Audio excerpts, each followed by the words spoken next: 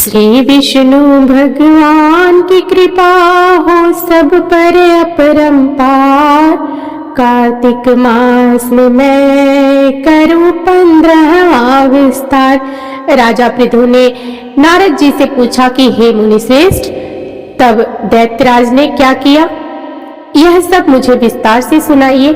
नारद जी बोले, मेरे चले जाने के बाद जलंधर ने अपने राहु नामक दूत को बुलाकर आज्ञा दी कि कैलाश पर एक जटाधारी शंभु योगी रहता है, उससे उसकी सर्वांग सुंदरी भार्या को मेरे लिए मांग लाओ। तब दूत शिव के स्थान पर पहुंचा, परंतु नंदी ने उसे भीतर सभा में जाने से रोक दिया, किंतु वह अपनी उग्रता से शिव की सभा में चला ही गया और शिव के आगे बैठकर दैत्यराज का संदेश कह सुनाया। उस राहु नामक दूत के ऐसा कहते ही भगवान शूल पानी के आगे पृथ्वी को फोड़कर एक भयंकर शब्द वाला पुरुष प्रकट हो गया, जिसका सिंह के समान मुख था। वह नृसिंह ही राहु को खाने चला। राहु बड़े जोर से भागा, परंतु उस पुरुष ने उसे पकड़ लिया। उसने शिव जी की शरण ली और अपनी रक्षा मांगी। शिव जी ने उस पुरुष से राहु को छोड़ देने को कहा, परंतु उसने कहा कि मुझे बड़ी जोर की भूख लगी है, मैं क्या खाऊं। महेश्वर ने कहा, यदि तुझे भूख लगी है तो शीघ्र ही अपने हाथ और पैरों का मांस भक्षण कर ले। और उसने वैसा ही किया। अब केवल उसका सिर शेष मात्र रह गया। तब उसका ऐसा कृत्य देख शिव जी ने प्रसन्न हो उसे अपना आज्ञा पालक जान अपना परम प्रिय गण बना लिया। उस दिन से वह शिव जी के द्वार पर स्वीकृति मुख नामक गण होकर रहने लगा। तो अध्याय 15 यहीं पर समाप्त होता है। अब हम सुनेंगे अध्याय सुनो सुनो लगा कर मन सभी, संकट सब मिट जाए। कार्तिक महात्म्य का पढ़ो 16वां अध्याय। राजा पृथु ने कहा कि हे नारद जी, ये तो आपने भगवान शिव की बड़ी विचित्र कथा सुनाई है। अब कृपा करके आप यह बताइए कि उस समय राहु उस पुरुष से छूटकर कहाँ गया। नारद जी बोले, उससे छूटने पर वह दूत बर्बर नाम से विख्यात हो गया और अपना नया जन्म पाकर वह धीरे धीरे जलंधर के पास गया। वहां जाकर उसने शंकर की सब चेष्टा कही।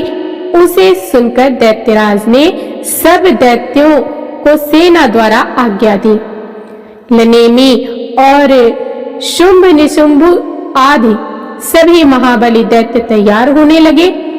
एक से एक महाबली दैत्य करोड़ों करोड़ों की संख्या में निकल युद्ध के लिए जुट पड़े। महाप्रतापी सिंधु पुत्र शिव जी ने युद्ध करने के लिए निकल पड़ा। आकाश में मेघ छा गए और बहुत अपशकुन होने लगे। शुक्राचार्य और कटे सिर वाला राहु सामने आ गए। उसी समय जलंधर का मुकुट खिसक गया, परंतु वह रुका नहीं। उधर इंद्रादि सब देवताओं ने कैलाश पर शिव जी के पास पहुंचकर सब वृत्तांत सुनाया और यह भी कहा कि आपने जलंधर से युद्ध करने के लिए भगवान विष्णु को भेजा था। वह उसके वशवर्ती हो गए हैं और विष्णु जी लक्ष्मी सहित जलंधर के अधीन हो उनके घर निवास करते हैं। अब देवताओं को भी वहां रहना पड़ता है। अब वह बलि सागर पुत्र आपसे युद्ध करने आ रहा है, अतएव आप उसे मारकर हम सबकी रक्षा कीजिए। यह सुनकर शंकर जी ने विष्णु जी को बुलाकर पूछा कि हे ऋषिकेश, युद्ध में आपने जलंधर का संहार क्यों नहीं किया और बैकुंठ छोड़कर आप उसके घर में कैसे चले गए। यह सुनकर विष्णु जी ने हाथ जोड़कर नम्रता पूर्वक भगवान शंकर से कहा कि उसे आपका अंशी और लक्ष्मी का भ्राता होने के कारण ही मैंने नहीं मारा है। यह बड़ा वीर और देवताओं से अजय है। इसी पर मुग्ध होकर मैं उसके घर में निवास करने लगा हूँ। विष्णु जी के इन वचनों को सुनकर शंकर जी हंस पड़े। उन्होंने कहा कि हे विष्णु, आप यह क्या कहते हैं? मैं उस दैत्य जलंधर को अवश्य मारूंगा। अब आप सभी देवता जलंधर को मेरे द्वारा ही मारा गया जान अपने स्थान को चाहिए। जब शंकर जी ने ऐसा कहा तो सब देवता संदेह रहित होकर अपने स्थान को चले गए। इसी समय पराक्रमी जलंधर अपने विशाल सेना के साथ पर्वत के समीप आ कैलाश को घोर सिंहनाद करने लगा। दैत्यों के नाद और कोलाहल को सुनकर शिव जी ने नंदी आदि गणों को उससे युद्ध करने की आज्ञा प्रदान की। कैलाश के समीप भीषण युद्ध होने लगा। दैत्य अनेकों प्रकार के अस्त्र शस्त्र बरसाने लगे। भेरी, मृदंग, शंख और वीरों तथा हाथी, घोड़ों और रथों के शब्दों से शाब्दित हो पृथ्वी कांपने लगी। युद्ध में कटकर मरे हुए हाथी, घोड़े और पैदल का पहाड़ लग गया। रक्त मांस का कीचड़ उत्पन्न हो गया। दैत्यों के आचार्य शुक्र जी अपने मृत संजीवनी विद्या से सब दैत्यों को जिलाने लगे। यह देख शिव जी के गण व्याकुल हो गए और उनके पास जाकर सारा वृतांत सुनाया। उसे सुनकर भगवान रुद्र के क्रोध की सीमा न रही। फिर तो उस समय उनके मुख से एक बड़ी भयंकर कृत्या उत्पन्न हुई, जिसकी दोनों जंघाएं ताल वृक्ष के समान थीं।